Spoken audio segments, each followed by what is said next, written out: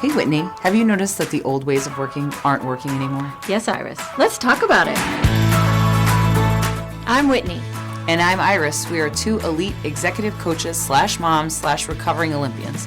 We found that we had to unlearn so much of what we were taught as elite athletes and women to gain more freedom and health. And we've seen our clients facing the same dilemmas. As coaches, we get this front row view of high-performing humans. And we realize we're all trying to make the best out of our potential, both at work and at home. We will take you behind the curtain and share with you how we untrain our clients and ourselves from toxic mindsets and habits. We will offer you the frameworks and tools to live and work with more ease and joy. Welcome to Untrained.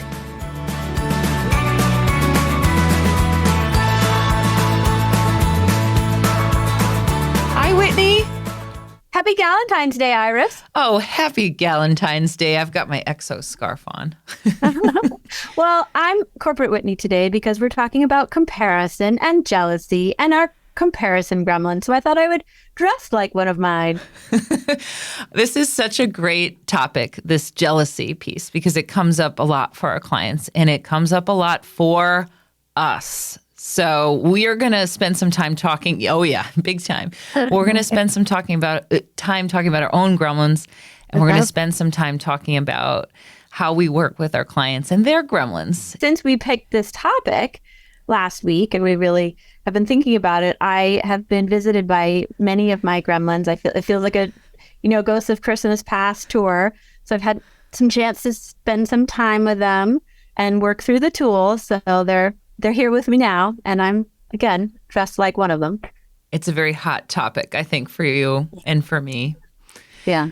So spent a lot of time. A lot of time with it. So let's talk about the first thing we talk about is our intention for the audience as we begin this podcast, webcast. What's your intention for today? Well, my intention for today is to talk about gremlins and the not enough perspective from which they come, but to really end up with perspective of curiosity and really feeling embodied curiosity, because this doesn't feel so good. So that's my intention, is to not have like a gremlin hangover by the time we're done. You're going to have to get new sunglasses at some point. I hope this comes off. My intention today is to learn. I'm still working on it. I definitely think I'm someone, and we'll talk about it down the road, but my gremlins don't come up quickly, or they start driving the bus of behavior for me, even without me realizing, because I think I'm really good at compartmentalizing them, even though the only person I'm fooling is myself. Yes. So I think I've learned a lot from you. So today's intention is learning from you, and then also just talking about my own clients and their experiences with jealousy and these comparison gremlins. And it's a timely topic because social media is only getting stronger. And it is something that I think we need to build some habits, boundaries, and tools around. Yeah, I mean, I talk about this way back when there was horse and buggies. You could only compare yourself to the people in your town, or maybe if you went to the big city, right? And now, if I want to, within 5 minutes, I can compare myself to someone who's better at me at working out, gardening, keeping a house, social media.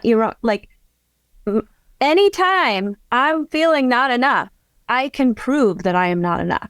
There are like billions of images out there to help me prove that. So I do think you're right that we need to have tools to manage this, because even if we are people like ourselves who work at this day in and day out, it's a tough world to stay centered in.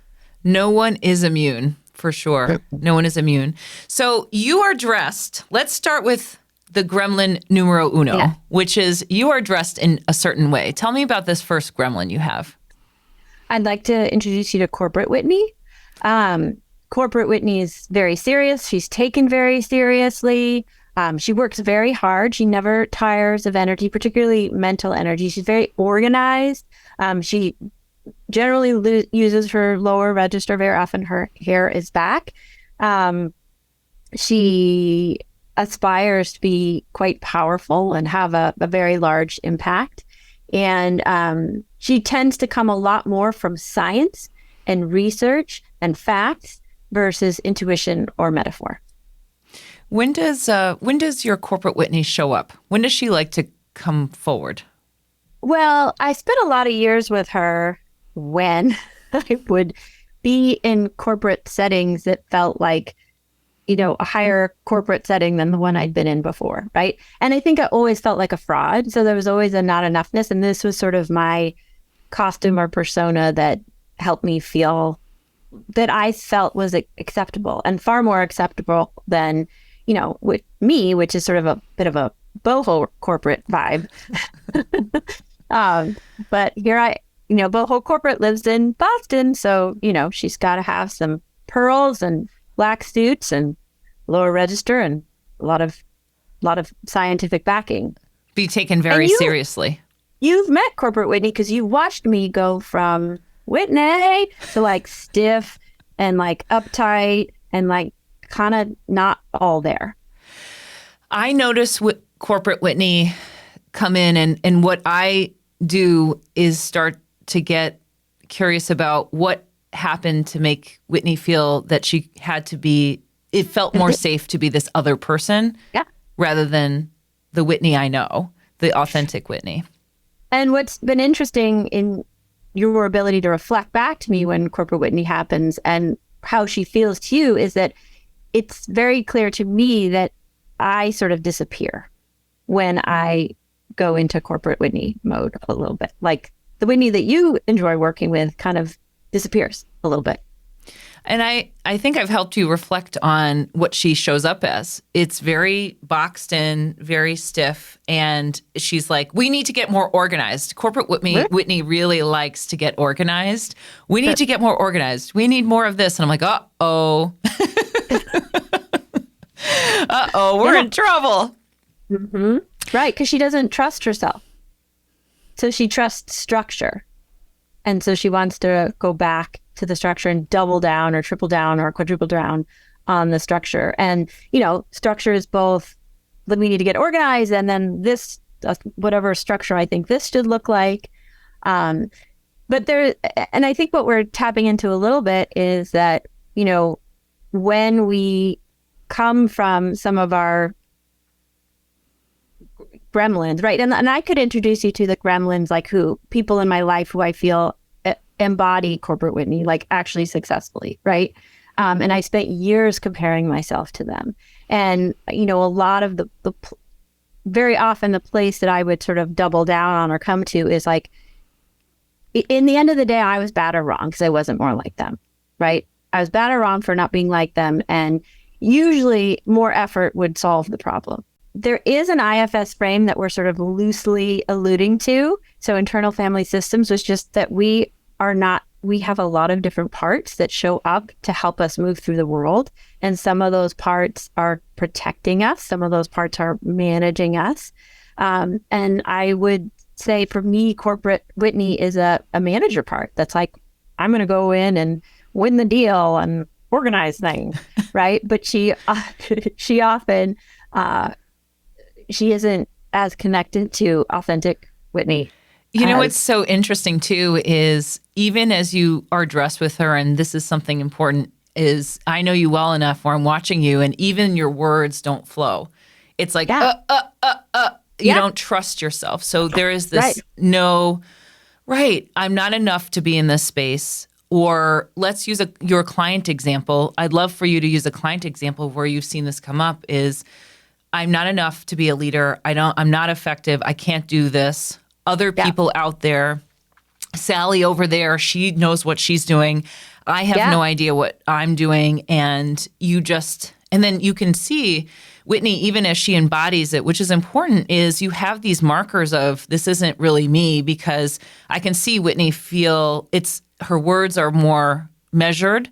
She's more careful. it's more stilted, and I can see that. Hard to get them. It's hard to get them because she's not tapped into herself. She's not feeling comfortable. So part of that too is like self-fulfilling, right? So I don't feel like I fit in. Then you're like, I don't think I can fit in. And then it's self-fulfilling.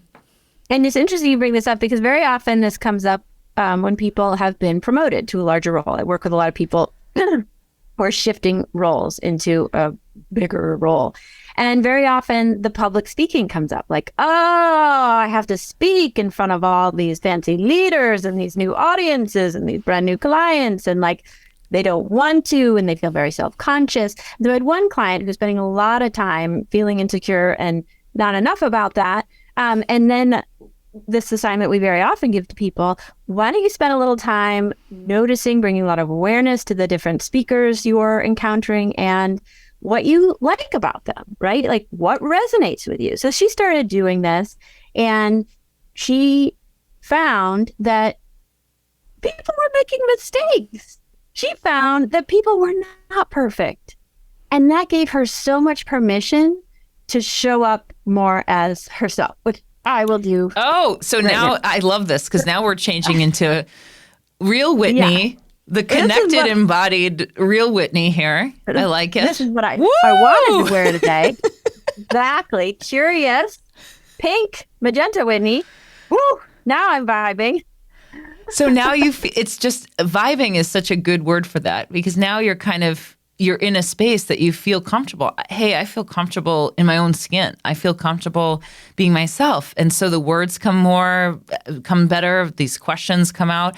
The public speaking thing, I have a gremlin and it's around public speaking. I just have a ton of nervous anxiety around it.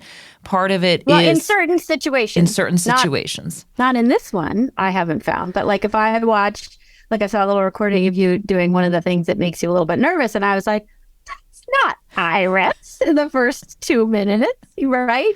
Because, you had a gremlin that showed up, right? But whereas I like love your public speaking style and I love when you're Iris. What does it feel like to be not Iris? Like, worried public speaking Iris? Yeah, the worried public speaking Iris definitely has the not-enoughness and projection. Oh, well, I'm not like that person. So instead of saying, oh, I wish I was, it shows up as I'm not that. And, those people are the speaker people and they've got those things. And that's not cool enough. And, it's really interesting. I'm projecting my own insecurity onto someone else and putting others down maybe. And then I can't do it or I can't do it like that. And that's not good enough either.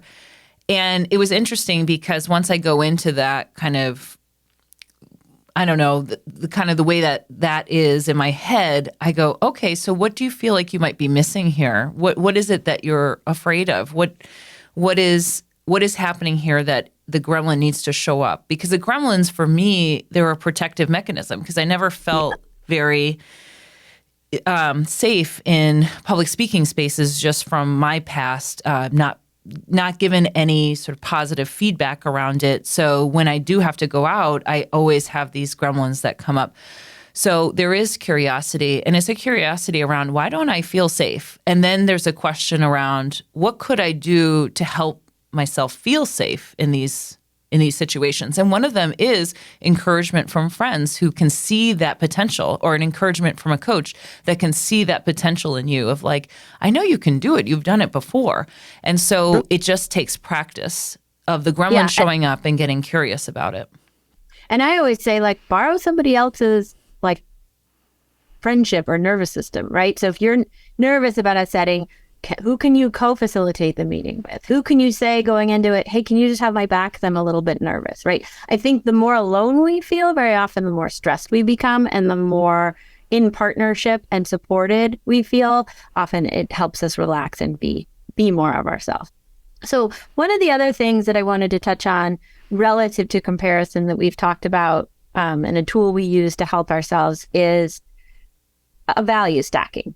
Right? So if I'm going to compare myself to a corporate person who spends all their time in corporate America and who sits on several boards, right? But that's actually not my goal, and that's not where I want to spend the majority of my time. I have very different, that's like maybe actually fifth down the list, right?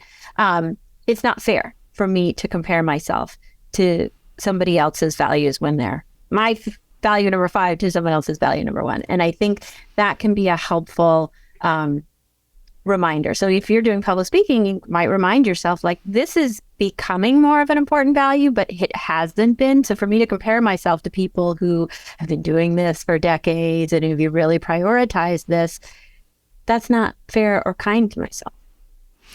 I'll use an example of that prioritization list because you brought that up, and I haven't used that tool at all, but it really resonates for me. Last year when I left the position at Valor in August, my number one priority was making money or having that be the value, my worth, right? So I wanted to be the VP and I wanted to make this much money. That was my number one priority. And at some point while I was working, I realized I had been looking at other women who were spending more time with their kids or, not having to work through holidays. And I realized what I really want is to be more present with my children. And I had to come to terms with that priority around my career. I kind of wanted to make it a 2 or 3 instead of a number 1. And I wanted the number 1 to be around kids and not being exhausted with my kids. So I slowly had to reprioritize. So that's the other thing too, is when you start to do this comparison, you really get curious about, what am I prioritizing? And is this really right for me right now? And that's an important distinction, is this right for me right now? Working in my career early on, before I had kids, that, of course, number 1. But now that I have kids in the mix, maybe I want to turn that around. And then that'll be the priority for the next 5-6 years. And then I'll reprioritize. Right. So I think it makes us and pushes us to get curious about what's important in our lives and what are we prioritizing. And that's what I love to use this comparison for with my clients, is there's a need that is in here that wants to be heard. There's something there about it that we need to start to get curious about between myself and the client, so we can understand, does something need to be reprioritized? And I'll give you one. I know you have a really good example too. I have an example of one of my clients who came to me and is looking at, okay, well, I want to know what my next step in my career is. And this is being instigated by seeing a friend of mine become more public facing or running for office. And there was something in him that was sparked. And I told him, I said, I love that, because now we can get really curious. What is it about that action? What is it about what he did that is now inspiring? So instead of like, what do you want from him? It's more like, what is he inspiring you to want to do or to shift in your priorities? So I think it really opens up really nice conversations if the conversation becomes, to your point, those glasses, about curiosity rather than judgment. Right.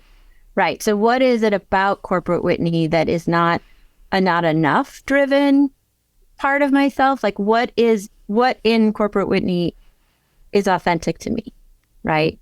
And when you take the judgment out, there's not a whole heck of a lot left, but there's some stuff left that is connected to me, right? She's visible. She has impact. She feels a sense of power and confidence. I want all those things, but I don't want to be wearing black and feel stiff and not use metaphors or my hands when I talk. You said something really powerful when we were practicing for this. It takes a lot to not be yourself. I wrote it down. Yeah. And I just want, we almost need to clip this and put this out there in the world, it takes a lot. You said exactly. It takes a lot of energy to not be yourself. It takes a lot of energy to not be yourself. And as you reflected in me, I have less energy available when I'm not acting as myself, when I'm not coming from an authentic place. I lose access to parts of myself. So we've talked about corporate Whitney gremlin. Is there another gremlin you want to bring up for today? I know these are difficult. Well, no, I just have so many. But I think one of the other gremlins that comes up a lot, well, I've got a lot of them, but I think around parenting, it's really tricky because you've got your gremlins, but then you have your child, right? And what you've decided is best for your child. So, for example, I have kids that like a fair amount of downtime, and they haven't found a thing that they really want to be amazing at. So they're like dabblers. They do a lot of different things, but they also have friends that practice their instrument sort of religiously, and I can barely get them to do 15 minutes, and that do things several times a week and are becoming quite excellent. And even though I've made a decision about how to parent, when I hear about that, I feel like I've been punched in the stomach, and I feel like I'm not enough as a parent. I'm not doing it enough. I'm failing them. So I have and that's just how I approach my life. Like, more is always better. Better is always better, right? But at the same time, I don't want them to be in very high pressure cultures, because at the end that didn't really serve me. So I have this real dissonance inside me between like my old training about how I should do things and what feels right in the present moment for the kids in front of me. And we've talked about this a little bit, being people that focused very exclusively on one topic.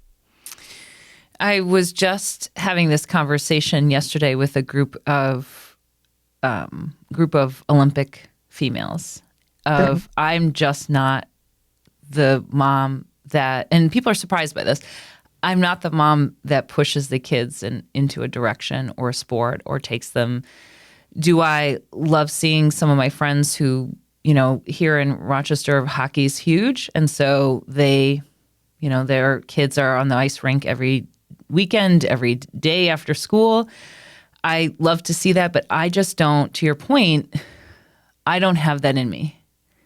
Oh. And it would take a whole lot for me to push my kids that hard. Oops. And my kids are I think we are dabblers too in different things.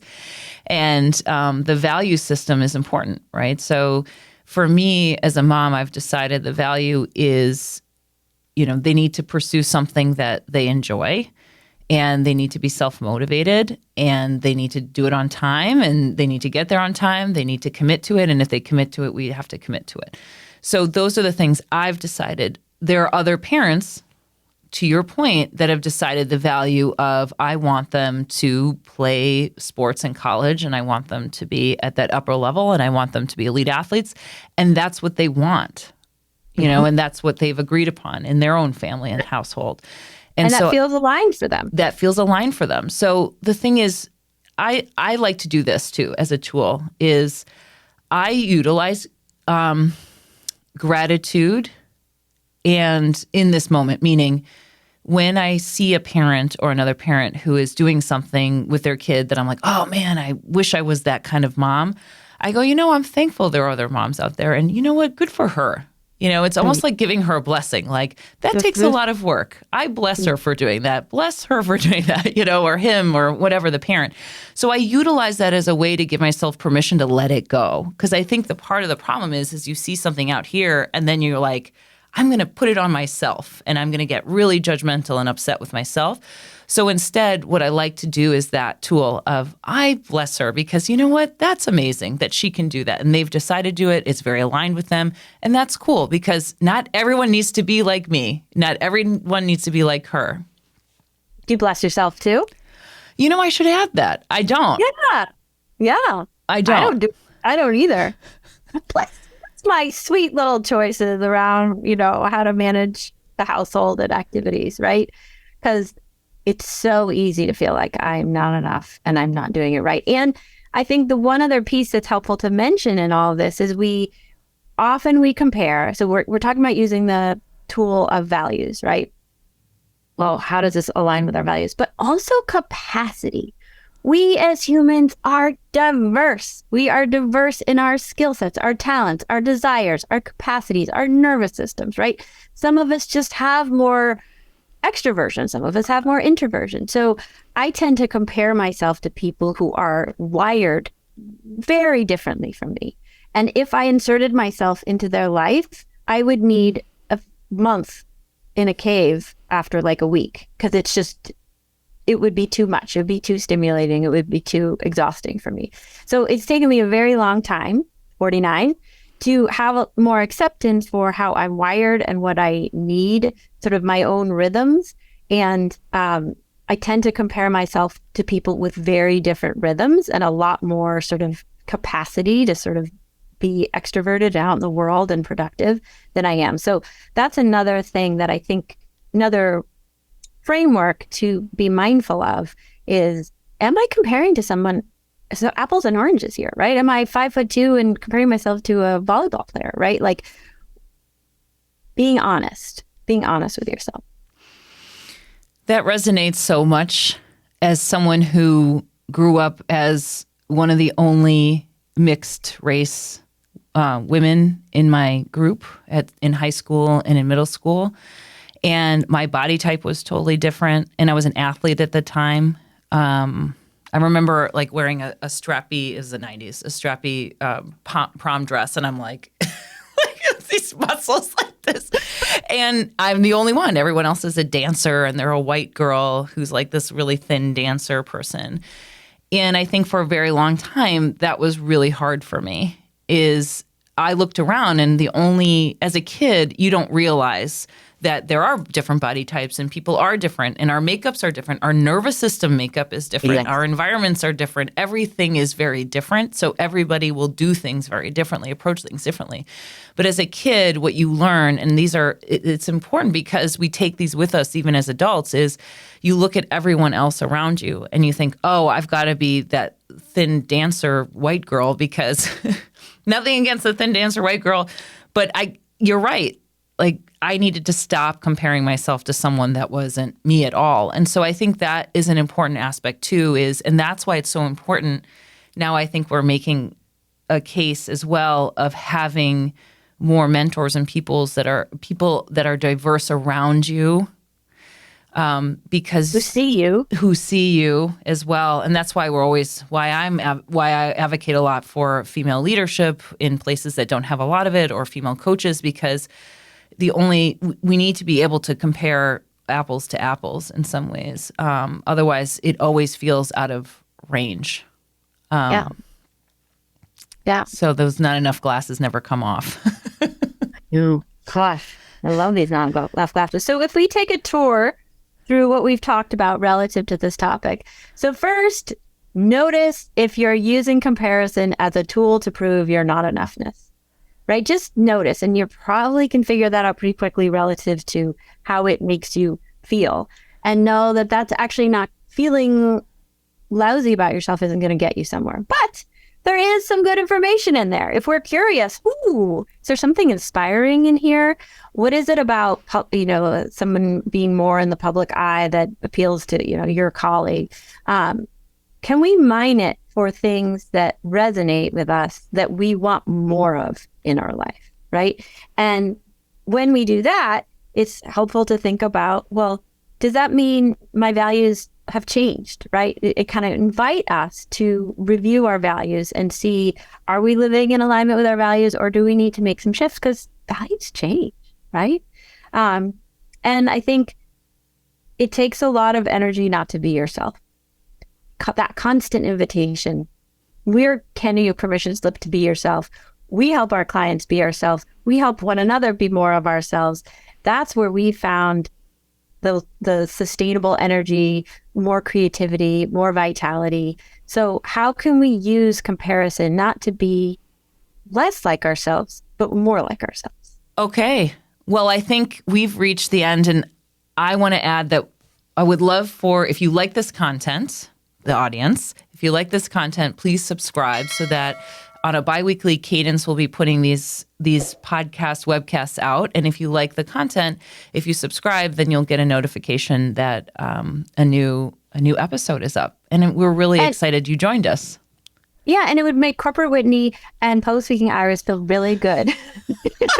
Feeding our gremlins. Had a higher numbers. So for their sake, please subscribe. Well, keep on training. Keep on training.